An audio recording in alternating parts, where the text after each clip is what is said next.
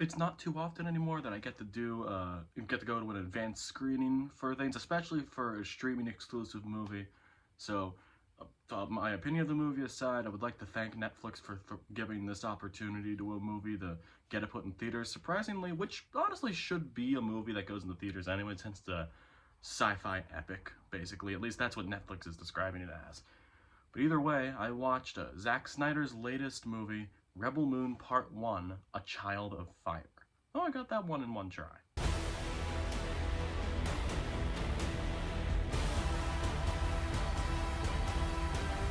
Oh, Zack Snyder.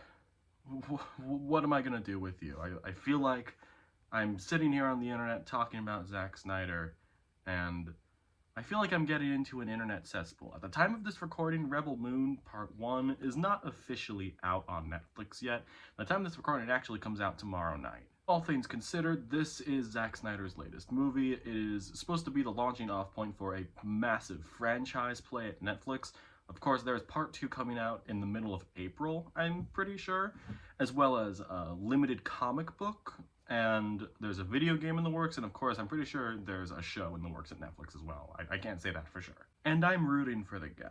I'm not going to go in too deep on everything that happened with DC, mainly because it has its own videos. I did my own videos on every DCEU movie. But if you want to know more about how I felt about those, there's a whole playlist of them on the channel. And again, I am rooting for the guy. This guy pretty much went through hell at DC. Hell, to prove that I am not really a hater of Zack Snyder, there's some things I like more than others. I have the Snyder Cut right here.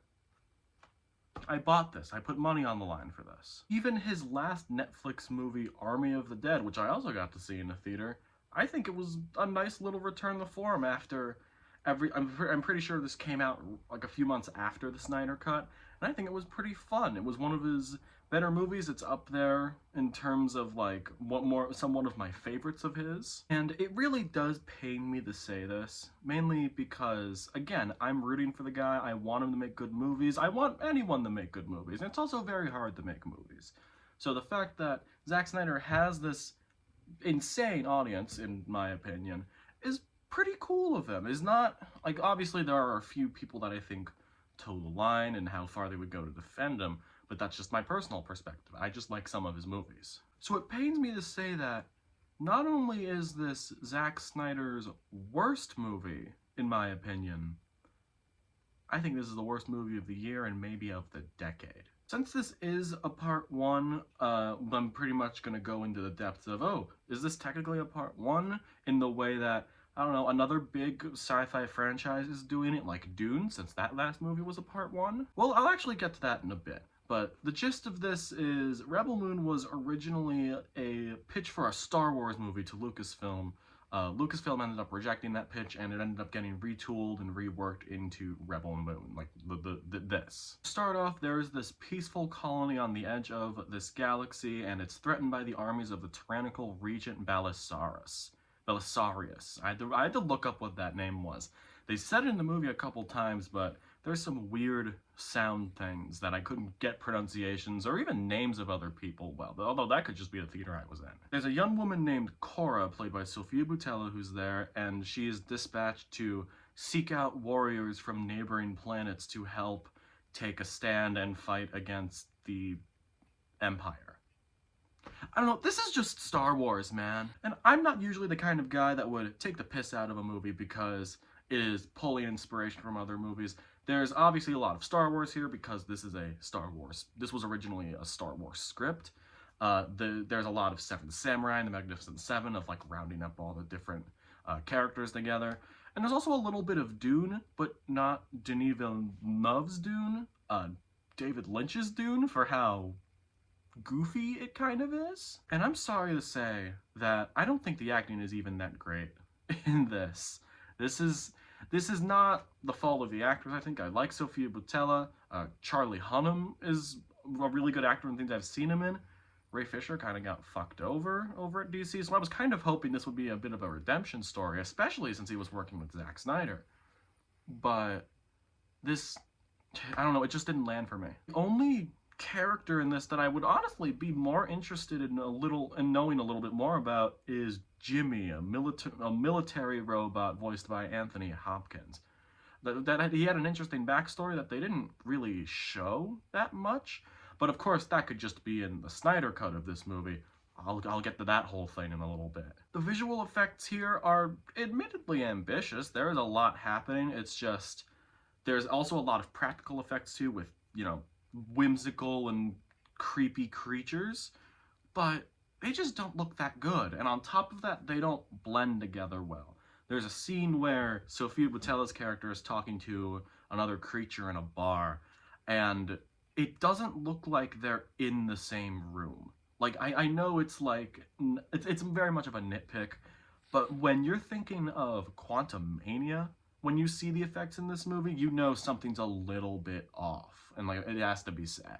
In my notes, I have as a little section of "It's just Star Wars," and I mean that when I say that there's a lot of plot points in this, not just from something like A New Hope, and saying like, they're pulling from A New Hope. There's also like the Phantom Menace, which I don't know why you'd want to pull a plot point from the Phantom Menace, but it's just right. It's just right from that one. Why would you want to pull from that Star Wars movie if you're gonna pull from any of them? And there's even a specific ship or creature that has a name that reminded me, which I had to look it up after. It was I'm pretty sure it's something that was first mentioned in The Last Jedi, which I like The Last Jedi, but as a sci-fi fan and also like the general public of what happened with Star Wars, why would you want to remind them of The Last Jedi if they didn't like that? However, all of this can be tossed away if the story is good and the characters are good and there's good writing. I've done that with movies in the past. For example, Army of the Dead. I am not a giant fan of how it's shot, mainly, and I feel the same way about this, mainly because Zack Snyder shot both of these movies. But I think Army of the Dead had the right tone, as well as just having decent enough characters that I'd want to watch and see what they go through. And Rebel Moon just didn't have that. It just didn't. Also, the actual world building in this was, actually, I should say world building, because this is one of the rare examples in a sci-fi movie that confuses exposition with world building. There's a lot of exposition heavy stuff in this, very much on the nose of like who these characters are. You can tell who these characters are just by looking at them. Like, if I showed the poster for this movie again, I bet you could tell who the Han Solo type character is. Just take a look. I'm not even gonna tell you who it is, actually. Oh, fuck it, I'll tell you. It's Charlie Hannam. If you were right, congratulations, you got some brownie points. Even from the opening shot, I feel like, I'm gonna try and be open-minded here. I feel like with the opening shot of this movie, you can tell if you're gonna like it. If you think, oh wow, that's pretty cool, or wow, that's really lame, that's your opinion of the movie right there. Like, it does not get any different than that. And I have to say, I saw this with my dad. We both belly laughed in the theater. It's supposed to be something. Look, okay, I gotta think of a better example of this. It opens with something that I think would be a joke in a show like Rick and Morty. I'm not a giant Rick and Morty fan, but I've seen enough to say that this could probably be a joke in Rick and Morty. Of like, they do this and they go, wow, that's ironically funny. Look at how lame that thing is. But Rebel Moon does it with the sincerity of, this looks so cool. And that is the demarcation line. For me, it was really fucking lame to me. I feel like I'm not really getting across how much I hated this. And no, it's not because of Zack Snyder. There are certain things with him, again, there are things where like, look at this. He just made this. I really like this one. There are things at play here that, like, I don't think this is how you start a franchise. And also, oh my god, we're gonna be getting into some deep shit now. Netflix has been marketing this angle of the movie that there is going to be a director's cut of this movie coming out sometime in 2024. They've hinted that it's gonna be out after part 2, So maybe at some point next summer. That's not really confirmed yet, but we know it's next year. Why? This cut of the movie legitimately reminds me of how hacked and botched up the theatrical version of Justice League was. And to attach your name to that, and even before the movie comes out, say that, oh, the director's cut of this is going to be more different, and it feels like it's going to be from a completely different world.